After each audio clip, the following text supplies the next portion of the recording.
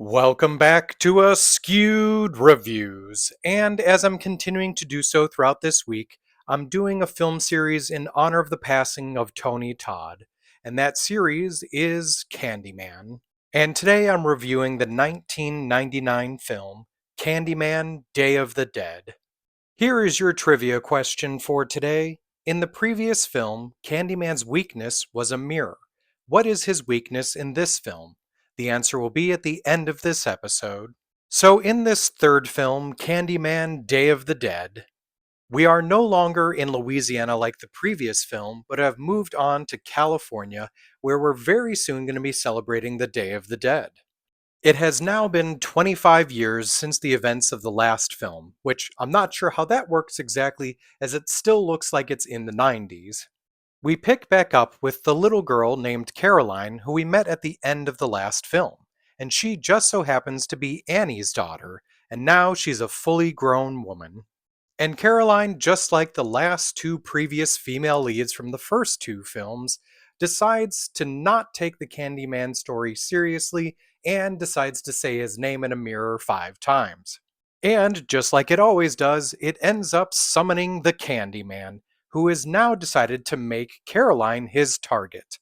And just like every time, the people in Caroline's life are no longer safe. Once again, the police are investigating why all of these bodies are popping up, and of course, Caroline is the number one suspect. The one difference this film seems to have from the rest of the series is David, a partner for Caroline who actually seems to be staying alive. Although he does end up getting kidnapped by the Candyman. And of course, like the two previous films, will Caroline end up deciding to become the Candyman's next victim so she can try to save the people in her life? This movie was directed by Turi Mayer. Tony Todd was willing to come back and reprise his role of Candyman, but he has stated that this is definitely one he did not care for.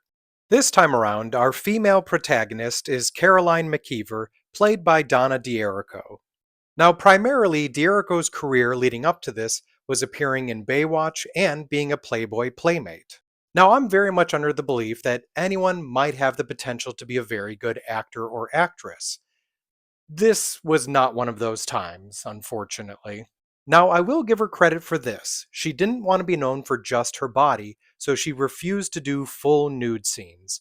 The shower sequence is specifically done with a camera angle that does not reveal anything. Norman Gary was the bee wrangler for the entire Candyman trilogy. Philip Glass was the composer for the first two films and created the entire score for both of them. This is the reason why in the third one, since he's not a part of this, you do not hear the classic Candyman theme. Now, throughout the film, in hallucinations and flashbacks, we do see the character of Annie Tarrant, but it's not reprised by Kelly Rowan, it's a new actress named Elizabeth Hayes. This was the first Candyman film to go straight to DVD. The graffiti that appears in the subway was in fact done by real graffiti artists. In case you thought Caroline's apartment building looked familiar, that's because it would eventually become Patty's Pub in the television series It's Always Sunny in Philadelphia. This entire movie was filmed in California. The body count for this film is 15. You have Miguel, and then right afterwards you have Lena. You have Annie Tarrant, at least in flashbacks. You have Tamara. Two deaths that I'm sure everyone was happy about, Detective Sacco and Detective Kraft. And of course, you have the 9 cultists or worshippers of Candyman. There were talks of potentially doing a fourth film with Tony Todd returning. It would have taken place somewhere in New England during the winter at a women's college. There would have been a massive snowstorm that kept everyone at the college. Now, unfortunately, due to issues with ownership of the film series, this ended up being canceled. Now, after the success of Freddy vs. Jason, there was a lot of talks of doing more horror versus movies, and one of those talks was a Candyman vs. Leprechaun film. As soon as Tony Todd heard about this, he immediately turned it down. So when it comes to the film Candyman Day of the Dead, the really only good part of this movie was in fact Tony Todd. He is always really good as the character of Candyman.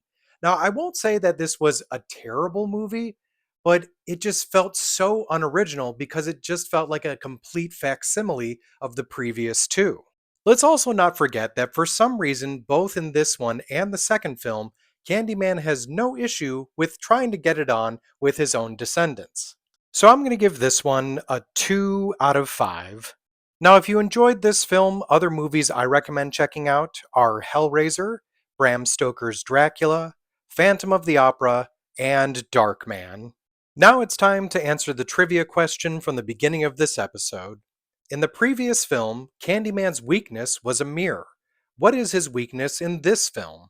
So the mirror from the second film had a connection to his past and how he became Candyman. And this time around, it's also something from his past, his paintings. Which, by the way, who paints a self portrait of themselves that doesn't end up being a villain? I hope you enjoyed this episode of Askewed Reviews. And if there's a movie you'd like to see get a review, just mention it in the comments.